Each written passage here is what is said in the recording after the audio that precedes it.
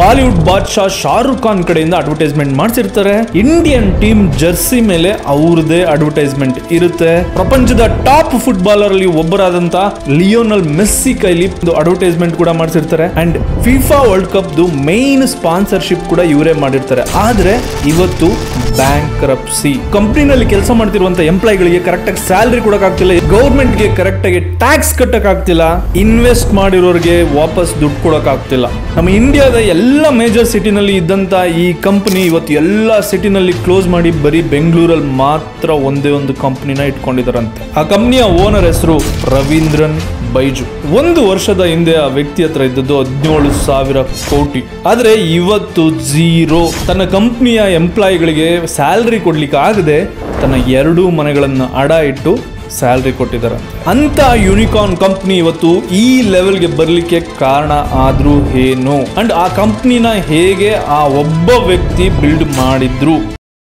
ಇವರು ಹುಟ್ಟಿದ್ದು 1980 ನಾರ್ತ್ ಕೇರಳ ಅಳಿಕೊಡೆ. ಇವರ ತಂದೆ ಮತ್ತೆ ತಾಯಿ ಇಬ್ರು ಕೂಡ ಟೀಚರ್ಸ್. ರವೀಂದ್ರನ್ ಸ್ಕೂಲ್ ಡೇಸ್ ಅಲ್ಲಿ ಸ್ಟಡೀಸ್ ಅಲ್ಲಿ ಮತ್ತೆ ಸ್ಪೋರ್ಟ್ಸ್ ಅಲ್ಲಿ ಟಾಪ್ ಅಲ್ಲಿ ಇದ್ರಂತೆ. 2000ನೇ ಇಸ್ವಿನಲ್ಲಿ ಎಂಜಿನಿಯರಿಂಗ್ ಮುಗಿಸಿ 2001ನೇ ಇಸ್ವಿನಲ್ಲಿ ಒಂದು ಶಿಪ್ಪಿಂಗ್ ಕಂಪನಿನಲ್ಲಿ ಕೆಲಸಕ್ಕೆ ಸೇರ್ಕೋತಾರೆ. 2003ರಲ್ಲಿ ಕೆಲಸಕ್ಕೆ ರಜೆ ತಗೊಂಡು ಸ್ವಲ್ಪ ದಿನ ವೆಕೇಶನ್ಗೆ ಅಂತ ತಮ್ಮ ಸ್ವಂತ ಊರಿಗೆ ಬರ್ತಾರೆ. ಅಲ್ಲಿ ಅವ್ರ ಜೊತೆ ಓದಂತ ಸುಮಾರು ಫ್ರೆಂಡ್ಸ್ ಗಳು ಕ್ಯಾಟ್ ಎಕ್ಸಾಮ್ ಗೆ ಪ್ರಿಪರೇಷನ್ ಮಾಡ್ತಿರ್ತಾರಂತೆ. ಸೊ ಸ್ಕೂಲ್ ಅಲ್ಲಿ ಕಾಲೇಜಲ್ಲಿ ಇವರೇ ಟಾಪ್ ಅಲ್ಲಿ ಇದ್ರಿಂದ ಆ ಎಲ್ಲಾ ಫ್ರೆಂಡ್ಸ್ ಗಳು ಇವ್ರ ಹತ್ರ ಅಪ್ರೋಚ್ ಮಾಡ್ತಾರಂತೆ, ನಮಗೆ ಟ್ಯೂಷನ್ ತಗೊಳ್ಳಿ ಅಂತ. ರವೀಂದ್ರನ್ ಸರಿ ಅಂತ ಒಪ್ಕೊಂಡು ಸುಮಾರು 12 ಜನಕ್ಕೆ ಟ್ಯೂಷನ್ ಹೇಳ್ಕೊಡ್ಲಿಕ್ಕೆ ಸ್ಟಾರ್ಟ್ ಮಾಡ್ತಾರೆ. 12 ಜನರಲ್ಲಿ 4 ಜನ ಕ್ಯಾಟ್ ಎಕ್ಸಾಮ್ ನ ಆ ಅಟೆಂಪ್ಟ್ ಅಲ್ಲೇ ಕ್ಲಿಯರ್ ಮಾಡ್ಬಿಡ್ತಾರಂತೆ. ರವೀಂದ್ರನ್ಗೆ ಎಲ್ಲಾ ಫ್ರೆಂಡ್ಸ್ ಗಳು ಹೇಳ್ತಾರಂತೆ, ನೀನ್ ಯಾಕೆ ಕ್ಯಾಟ್ ಎಕ್ಸಾಮ್ ಬರಿಬಾರ್ದು ಅಂತ.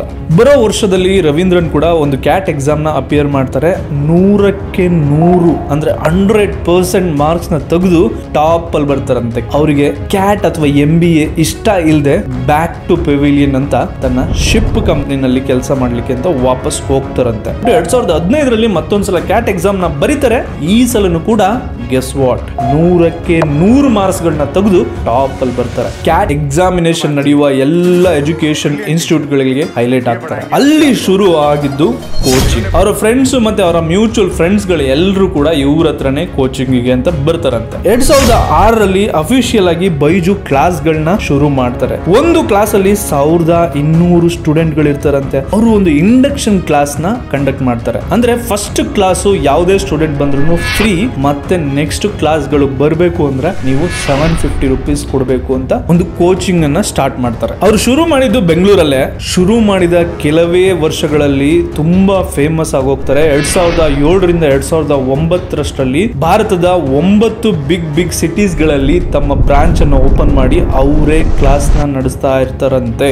ಬರೀ ಕ್ಯಾಟ್ ಕೋಚಿಂಗ್ ಅಂತ ಶುರು ಮಾಡಿದವರು 2009ರಲ್ಲಿ UPSCಗೂ ಕೂಡ ಕೋಚಿಂಗ್ ಮಾಡ್ತೀವಿ ಅಂತ ಶುರು ಮಾಡ್ತಾರೆ.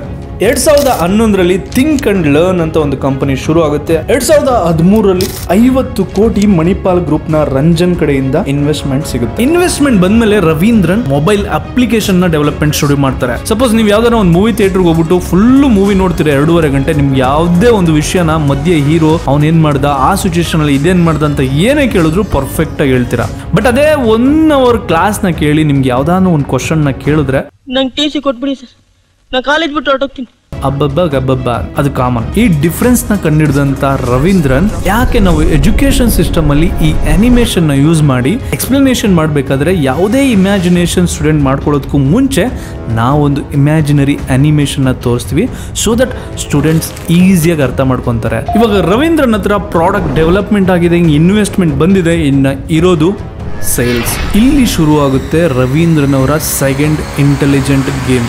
ಅಂದ್ರೆ ನಿಮ್ಮ ಹತ್ರ ಒಂದು ಪ್ರಾಡಕ್ಟ್ ಇದೆ, ಆದರೆ ಆ ಪ್ರಾಡಕ್ಟ್ ನ ಮಿಲಿಯನ್ಸ್ ಆಫ್ ಪೀಪಲ್ಸ್ಗೆ ರೀಚ್ ಮಾಡಬೇಕು ಅಂದರೆ you have to sell products. So sale ಮಾಡಬೇಕು ಅಂತ ಹೇಳ್ಬಿಟ್ಟು ಫ್ರೆಶ್ ಗ್ರಾಜುಯೇಟ್ಸ್ಗಳನ್ನ ಒಳ್ಳೆ ಪ್ಯಾಕೇಜ್ ಕೊಟ್ಟು ಕರ್ಕೊತಾರೆ. ಅದ್ರ ಜೊತೆಗೆ ಟಿವಿಸ್ಗಳಲ್ಲಿ ಆ್ಯಡ್ಸ್ನ ಪ್ರೊಡ್ಯೂಸ್ ಮಾಡ್ತಾರೆ. ಆ ಆ್ಯಡ್ಸ್ನ ನೋಡಿದಂಥ ಜನಗಳು ಮೊಬೈಲ್ ಆ್ಯಪ್ನ ಡೌನ್ಲೋಡ್ ಮಾಡ್ಕೊತಾರೆ.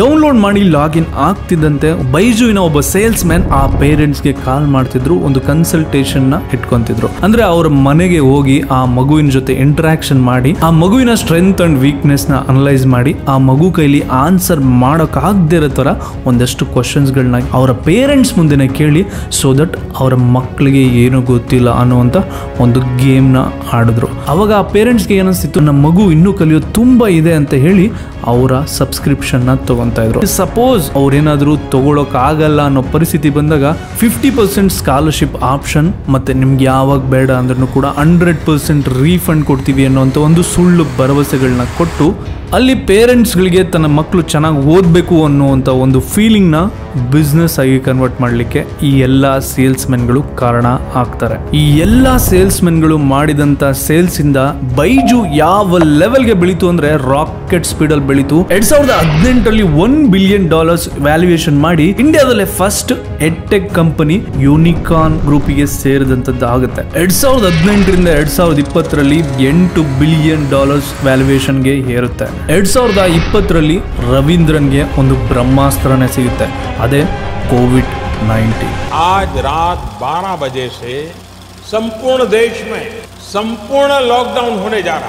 ಕೋವಿಡ್-19 ಇಂದ ಎಲ್ಲ ಸ್ಟೂಡೆಂಟ್ಸ್ಗಳು ಮನೆಯಲ್ಲೇ ಕೂತ್ಕೊಂಡು ಆನ್ಲೈನ್ ಸ್ಟಡೀಸ್ ಮಾಡಲೇಬೇಕು ಅನ್ನೋಂಥ ಪರಿಸ್ಥಿತಿ ಬರುತ್ತೆ. ಎಲ್ಲ ಸ್ಟೂಡೆಂಟ್ಗಳು ನಮ್ಮ ಆ್ಯಪ್ ಮತ್ತೆ ನಮ್ಮ ಎಜುಕೇಶನ್ ಸಿಸ್ಟಮ್ಗೆ ಅಡಿಕ್ಟ್ ಆಗಲಿ ಅನ್ನೋ ಕಾರಣಕ್ಕೆ ಎಲ್ಲ ಕ್ಲಾಸ್ಗಳನ್ನ ಫ್ರೀ ಬಿಡ್ತಾರೆ. ರವೀಂದ್ರನ್ ಇಲ್ಲಿ ಇನ್ನೊಂದು ಇಂಟೆಲಿಜೆಂಟ್ ಗೇಮ್ ಆಡ್ತಾರೆ. ಅಂದ್ರೆ ಕೋವಿಡ್-19 ಟೈಮಲ್ಲಿ ಎಲ್ಲ ಎಜುಕೇಶನ್ ಸಿಸ್ಟಮ್ ಈ ಲರ್ನಿಂಗ್ ಅಂದ್ರೆ ಆನ್ಲೈನ್ ಲರ್ನಿಂಗ್ ಕಡೆ ಮೂವ್ ಆಗ್ತಾ ಇರುತ್ತೆ. ಅವಾಗ ಸೋ ಮೆನಿ ಇನ್ವೆಸ್ಟರ್ಸ್ ಈ ಎಡ್ಟೆಕ್ ಕಂಪನೀಸ್ಗಳ ಮೇಲೆ ಇನ್ವೆಸ್ಟ್ ಮಾಡ್ತಾರೆ. ರವೀಂದ್ರನ್ಗೆ ಸಿಕ್ಕಂತ thousands of crores of investment ಇಂದ ವೈಟ್ ಹ್ಯಾಟ್ ಜೂನಿಯರ್ ಅಂತ $300 ಮಿಲಿಯನ್ ಗಳಿಗೆ ಪರ್ಚೇಸ್ ಮಾಡ್ತಾರೆ. ಅದಷ್ಟೇ ಅಲ್ಲ, Tinker, Scholar, Toppr, Osmo, Grade Up, Great Learning, Epic ಇಂತ ಎಲ್ಲ ಎಡ್ಟೆಕ್ ಕಂಪನೀಸ್ ಗಳನ್ನ ಪರ್ಚೇಸ್ ಮಾಡ್ತಾರೆ. ರವೀಂದ್ರನ್ ನಾನು ಬರೀ ಇಂಡಿಯಾದಲ್ಲಷ್ಟೇ ಅಲ್ಲ ಗ್ಲೋಬಲಿ ಬೆಳಿಬೇಕು ಅಂತ ವಿಷನ್ ಇದ್ದವರು $1.2 ಬಿಲಿಯನ್ ಲೋನ್ ನ ತಗೊಂತಾರೆ.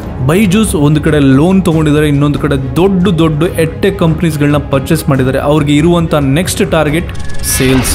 ಇಲ್ಲಿ ಬೈಜೂಸ್ಗೆ ಒಂದು ದೊಡ್ಡ ಹೊಡೆತ ಬೀಳುತ್ತೆ. ಅದೇನಂದ್ರೆ ಅನ್ರಿಯಲಿಸ್ಟಿಕ್ ಸೇಲ್ಸ್. ಒಂದು ಕಡೆ ಪ್ಯಾಂಡಮಿಕ್ ಮುಗಿತಾ ಬರುತ್ತೆ, ಆನ್ಲೈನ್ ಕ್ಲಾಸಸ್ಗಳು ಖತಮ್ ಆಗ್ತಾ ಬರುತ್ತೆ, ಇನ್ನೊಂದು ಕಡೆ ಬೈಜೂಸ್ ಸೇಲ್ಸ್ ಕೂಡ ಕಮ್ಮಿ ಆಗ್ತಾ ಬರುತ್ತೆ. ಅಂದ್ರೆ ಪ್ರತಿಯೊಬ್ಬ ಸೇಲ್ಸ್ ಮ್ಯಾನ್ಗೂ ಕೂಡ ಅನ್ರಿಯಲಿಸ್ಟಿಕ್ ಎಕ್ಸ್ಪೆಕ್ಟೇಷನ್ ನ ಇಟ್ಟು, ಟಾರ್ಗೆಟ್ ನ ಇಟ್ಟು ಸೇಲ್ಸ್ ಮ್ಯಾನೇಜರ್ಗಳು ಸೇಲ್ಸ್ ಪರ್ಸನ್ ಮೇಲೆ ಪ್ರೆಷರ್ ನ ಆಗ್ತಾ ಹೋಗ್ತಾರೆ. ಒಂದು ರಿಪೋರ್ಟ್ ಹೇಳುತ್ತೆ, ಒಬ್ಬ ಸೇಲ್ಸ್ ಮ್ಯಾನ್ಗೆ ಒಂದು ವಾರಕ್ಕೆ 1.5 ಲಕ್ಷ ಅಷ್ಟು ಸೇಲ್ಸ್ ಮಾಡಬೇಕು ಟಾರ್ಗೆಟ್ ಪ್ರೆಷರ್ ನ ಕೊಡ್ತಾರಂತೆ. Most of the sales men 14 hours work ಮಾಡ್ತಿದ್ರಂತೆ. ಬೈಜುನಲ್ಲಿ ಲಾಸ್ ಸ್ಟಾರ್ಟ್ ಆಗ್ತಾ ಹೋಗುತ್ತೆ. ಅದಕ್ಕೆ ಒಂದು ಹೊಸ ರೂಲ್ಸ್ ನ ತರ್ತಾರೆ. ಯಾವುದೇ ಒಬ್ಬ ಸೇಲ್ಸ್ ಮೆನ್ 50% ಟಾರ್ಗೆಟ್ ನ ಮೀಟ್ ಮಾಡಿಲ್ಲ ಅಂದ್ರೆ ಇಮಿಡಿಯೇಟ್ ಆಗಿ ಫೈರ್ ಮಾಡಲಾಗುತ್ತೆ ಅಂತ. ಎಷ್ಟೋ ಸಲ ಸೇಲ್ಸ್ ಮೆನ್ ಗಳು ಟಾರ್ಗೆಟ್ ನ ಮೀಟ್ ಮಾಡಬೇಕು ಅನ್ನೋ ಒಂದು ಕಾರಣಕ್ಕೆ ಎಷ್ಟೋ ಪೇರೆಂಟ್ಸ್ ಗಳ ಮೇಲೆ ಕೆಟ್ಟದಾಗಿ ಬಿಹೇವ್ ಮಾಡೋದು, ಅವ್ರ ಮೇಲೆ ಪ್ರೆಷರ್ ಹಾಕೋದು, ಗೂಂಡಾಗಿರಿ ತೋರೋದನ್ನು ಕೂಡ ಮಾಡಿದ್ದಾರೆ ಅಂತ ರಿಪೋರ್ಟ್ ಗಳು ಹೇಳುತ್ತೆ. ಎಷ್ಟೋ ಪೇರೆಂಟ್ಸ್ ಗಳು ಈ ಕ್ಯಾನ್ಸಲೇಷನ್ ಮತ್ತೆ ರೀಫಂಡ್ ಮಾಡ್ಲಿಕ್ಕೆ ಅಂತ ಹೋದಾಗ ಯಾವುದೇ ಕ್ಯಾನ್ಸಲೇಷನ್ ಮತ್ತೆ ರೀಫಂಡ್ ನ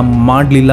ಅದೇ ಕಾರಣಕ್ಕೆ ಪೇರೆಂಟ್ಸ್ ಮತ್ತೆ ಕಸ್ಟಮರ್ಸ್ ಮೇಲೆ ಎಕ್ಸ್ಪ್ಲೋಟೇಷನ್ ಸ್ಟಾರ್ಟ್ ಆಗುತ್ತೆ. ನನ್ಗೆ ಇನ್ನೂ ಜ್ಞಾಪನ ಇದೆ, ಲಿಂಕ್ಡ್ಇನ್ ಅಲ್ಲಿ ಎಷ್ಟೋ ಆರ್ಟಿಕಲ್ ಗಳು ಬೈಜೂಸ್ ಬಗ್ಗೆ ಬೈದಿರೋದು, ಅವರ ಗ್ರೌಂಡ್ ರಿಯಾಲಿಟಿನ ಎಕ್ಸ್ಪೋಸ್ ಮಾಡಿದಂತದ್ದು, ಮತ್ತೆ ಎಲ್ಲಾ ಸೋಷಿಯಲ್ ಮೀಡಿಯಾ ಪ್ಲಾಟ್ಫಾರ್ಮ್ ಗಳಲ್ಲಿ ಬೈಜೂಸ್ ಬಗ್ಗೆ ನೆಗೆಟಿವ್ ಆಗಿ ಮಾತಾಡೋದು. ಇದರಿಂದ ಬೈಜೂಸ್ ಮೇಲೆ ಪಬ್ಲಿಕ್ ಒಪಿನಿಯನ್ ನೆಗೆಟಿವ್ ಆಗ್ತಾ ಹೋಗುತ್ತೆ. Customer reported ground reality problems ಗಳನ್ನ ಬೈಜೂಸ್ ಮ್ಯಾನೇಜ್ಮೆಂಟ್ ಮತ್ತೆ ರವೀಂದ್ರನ್ ನೆಗ್ಲೆಕ್ಟ್ ಮಾಡ್ತಾ ಬರ್ತಾರೆ. ಆನ್ಲೈನ್ ಸೇಲ್ಸ್ ಕಮ್ಮಿ ಆಗ್ತಿದೆ, ಬಿಸ್ನೆಸ್ ಲಾಸ್ ಆಗ್ತಿದೆ ಅನ್ನೋ ಕಾರಣಕ್ಕೆ ಬೈಜೂಸ್ ಒಂದು ವರ್ಸ್ಟ್ ಡಿಸಿಷನ್ ನ ತಗೊಳುತ್ತೆ. ಫಿಸಿಕಲ್ ಕ್ಲಾಸಸ್ ಅಂದ್ರೆ ಟ್ಯೂಷನ್ ಸೆಂಟರ್ಸ್ ಗಳನ್ನ ಓಪನ್ ಮಾಡೋದು ಅಂತ. Byju's core value online edtech company. ಆದ್ರೆ ಅವರು ಆಫ್ಲೈನ್ ಬಂದಂತದ್ದು ಆಲ್ರೆಡಿ ಪರ್ಚೇಸ್ ಮಾಡಿರುವಂತ ಎಲ್ಲ ಕಸ್ಟಮರ್ಸ್ಗೂ ಡೌಟ್ ಬರ್ಲಿಕ್ಕೆ ಶುರು ಆಯ್ತು.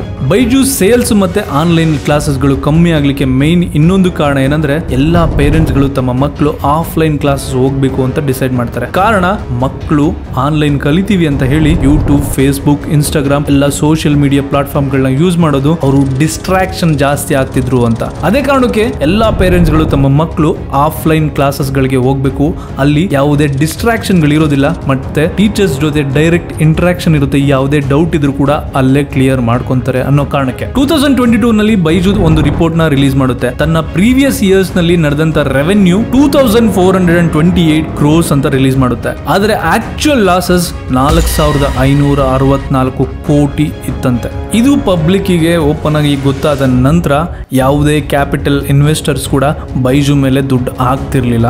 ಇದರಿಂದ ತುಂಬಾ ಎಂಪ್ಲಾಯ್ಸ್ಗಳಿಗೆ ಸ್ಯಾಲರಿ ಕರೆಕ್ಟಾಗಿ ಕೊಡ್ತಿರ್ಲಿವಂತೆ, ವೆಂಡರ್ಸ್ಗಳಿಗೆ ಪೇಮೆಂಟ್ ಆಗ್ತಿರ್ಲಿವಂತೆ, ಲೋನ್ನ ರಿಟರ್ನ್ ಕೊಡ್ತಿರ್ಲಿವಂತೆ, ಟ್ಯಾಕ್ಸ್ನ ಪೇ ಮಾಡ್ತಿರ್ಲಿಲ್ವಂತೆ. ಈ ಎಲ್ಲ ಸಿಚುಯೇಷನ್ಗಳು ಬೈಜು ಲೋನ್ ತಗೊಂಡಿರುವಂತ ಕಂಪನಿಗೆ ಗೊತ್ತಾಗಿ 2023 ನಲ್ಲಿ ಬೈಜು ಮೇಲೆ ಒಂದು ಕೇಸ್ನ ಫೈಲ್ ಮಾಡುತ್ತೆ. ಇದರಿಂದ ಏಪ್ರಿಲ್ 2023 ನಲ್ಲಿ ಮಿನಿಸ್ಟ್ರಿ ಆಫ್ ಅಫೇರ್ಸ್ ಬೈಜು ಮೇಲೆ ಇನ್ವೆಸ್ಟಿಗೇಷನ್ ಸ್ಟಾರ್ಟ್ ಮಾಡುತ್ತೆ. ಇದೆಲ್ಲ ನಡೆದಿದ್ರಿಂದ ಬೈಜು ಲಾಸ್ ಮೇಲೆ ಲಾಸ್ ಆಗ್ತಾ ಹೋಗುತ್ತೆ, ತನ್ನ ಎಂಪ್ಲಾಯೀಸ್ ಗಳನ್ನ ಫೈರ್ ಮಾಡ್ತಾ ಹೋಗುತ್ತೆ. ಇದೆಲ್ಲ ನಡೆದ್ಮೇಲೆ ಬೈಜು ವ್ಯಾಲ್ಯೂಯೇಷನ್ $22 ಬಿಲಿಯನ್ ಇಂದ $225 ಮಿಲಿಯನ್ ಗೆ ಬಂದು ನಿಲ್ಲುತ್ತೆ ಜಾನ್ವರಿ 2024 ನಲ್ಲಿ. ಬೈಜೂಸ್ ಬೆಂಗಳೂರು ಆಫೀಸ್ ನ ಬಿಟ್ಟು ಬೇರೆ ಎಲ್ಲ ಲೊಕೇಶನ್ ಇರುವಂತಹ ಆಫೀಸ್ ಗಳನ್ನ ಸೇಲ್ ಮಾಡುತ್ತೆ. 50% ಅಷ್ಟು ಎಂಪ್ಲಾಯೀಸ್ ಗಳನ್ನ ಫೈರ್ ಮಾಡುತ್ತೆ. ತನ್ನ ಆಫ್ಲೈನ್ ಕ್ಲಾಸ್ಗಳು ಕೂಡ ವೀಕ್ ಆಗ್ತಾ ಬರುತ್ತೆ. ತನ್ನ ಆನ್ಲೈನ್ ಕ್ಲಾಸ್ ಅಲ್ಲಿ ಸೇಲ್ಸ್ ಗಳು ಯಾರು ತಗೊಂತಿರಲ್ಲ. ಸೊ ಬೈಜು ಆಲ್ಮೋಸ್ಟ್ 99% ಅಷ್ಟು ವ್ಯಾಲ್ಯೂಯೇಷನ್ ಕಳ್ಕೊಂಡು ನೆಗೆಟಿವ್ ಡೌನ್ ಫಾಲ್ ಆಗ್ತಿದೆ. ಆದ್ರೆ ನೀವೇನು ಹೇಳಿ, ಬೈಜೂಸ್ ಅಲ್ಲಿ ಇದ್ದಂತ ಒಂದು ಎಜುಕೇಶನ್ ಸಿಸ್ಟಮ್ ತುಂಬಾ ಚೆನ್ನಾಗಿತ್ತು. ಎಲ್ಲೋ ಇದ್ದಂತ ಬೈಜು ಇವತ್ತು ನೆಲಕ್ಕೆ ಬೀಳೋದಕ್ಕೆ ಕಾರಣ ನಂಬರ್ 1, ಕೋವಿಡ್ ಟೈಮ್ ಅಲ್ಲಿ ಆನ್ಲೈನ್ ಎಜುಕೇಶನ್ ಇರೋದು ಇದೇ ರೀತಿ ಕಂಟಿನ್ಯೂ ಆಗುತ್ತೆ ಅಥವಾ ಇನ್ನೂ ಗ್ರೋ ಆಗುತ್ತೆ ಅಂತ ತಗೊಂಡಂತ ಒಂದು wrong decision. Number 2, unrealistic expectation from the sales man. ಎಲ್ಲ ಸೇಲ್ಸ್ ಮ್ಯಾನೇಜರ್ಗಳು ಸೇಲ್ಸ್ ಪರ್ಸನ್ ಮೇಲೆ ಹಾಕಿದಂತ ಪ್ರೆಷರ್ ಸೇಲ್ಸ್ ಪರ್ಸನ್ಗಳು ರಾಂಗ್ ಮತ್ತೆ ಫಾಲ್ಸ್ ಮತ್ತೆ ಸುಳ್ಳು ಇನ್ಫಾರ್ಮೇಶನ್ ನ ಕೊಟ್ಟು ಸೇಲ್ಸ್ ಆಗದೆ ಇದ್ರು ಸೇಲ್ಸ್ ಆಗಿದೆ ಅಂತ ತೋರಿಸಿದ್ದು. ನಂಬರ್ 3, ಎಲ್ಲ ಕಸ್ಟಮರ್ಸ್ ಮತ್ತೆ ಪೇರೆಂಟ್ಸ್ ಮೇಲೆ ಪ್ರೆಷರ್ ಕೊಟ್ಟಿದ್ದು. ನಂಬರ್ 4, ಎಷ್ಟೋ ಪ್ರಾಬ್ಲಮ್ಸ್ಗಳು ಮತ್ತೆ ರೀಫಂಡ್ ಆಗಬೇಕು ಅನ್ನೋ ಟೈಮಲ್ಲೂ ಕಸ್ಟಮರ್ಸ್ನ ನೆಗ್ಲೆಕ್ಟ್ ಮಾಡಿದ್ದಕ್ಕೆ ಅವ್ರ valuation public point of view ನಲ್ಲಿ ಕೆಳಗಿಳಿತಾ ಬರುತ್ತೆ. ನಂಬರ್ 5, ಎಲ್ಲ ಎಟ್ಟೆಕ್ ಕಂಪ್ನೀಸ್ಗಳನ್ನ ಸಡನ್ ಆಗಿ ಅಕ್ವೈರ್ ಮಾಡಿ ಒಂದೇ ಸಲ ನಾನು ಬೆಳಿಬೇಕು ಅಂತ ಸಡನ್ ಡಿಸಿಷನ್ ತಗೊಂಡಿದ್ದು ತಪ್ಪಿರ್ಬೋದೇನೋ. ನೀವೇನ್ ಹೇಳ್ತೀರಾ ಕಮೆಂಟ್ ಮಾಡಿ. ನೀವ್ ಯಾರಾದ್ರೂ ಬೈಜುನಲ್ಲಿ ವರ್ಕ್ ಮಾಡಿದ್ರೆ ಅಥವಾ ಬೈಜು ಅಪ್ಲಿಕೇಶನ್ ನ ತಮ್ಮ ಮಕ್ಕಳಿಗೆ ಕೊಡಿಸಿದ್ರೆ ಕಮೆಂಟ್ ಮಾಡಿ. ಈ ವಿಡಿಯೋ ಇಷ್ಟ ಆಗಿದ್ರೆ ಲೈಕ್ ಮಾಡಿ, ನಿಮ್ಮೆಲ್ಲ ಫ್ರೆಂಡ್ಸ್ ಗಳಿಗೆ ಫ್ಯಾಮಿಲಿ ಮೆಂಬರ್ಸ್ಗೆ ಶೇರ್ ಮಾಡಿ. ನೆಕ್ಸ್ಟ್ ವಿಡಿಯೋ ಯಾವ್ದು ನೋಡ್ಬೇಕು ಅನ್ಕೊಂತೀರಾ ಕಮೆಂಟ್ ಮಾಡಿ. ಅಲ್ಲಿವರೆಗೂ ಪೀಸ್.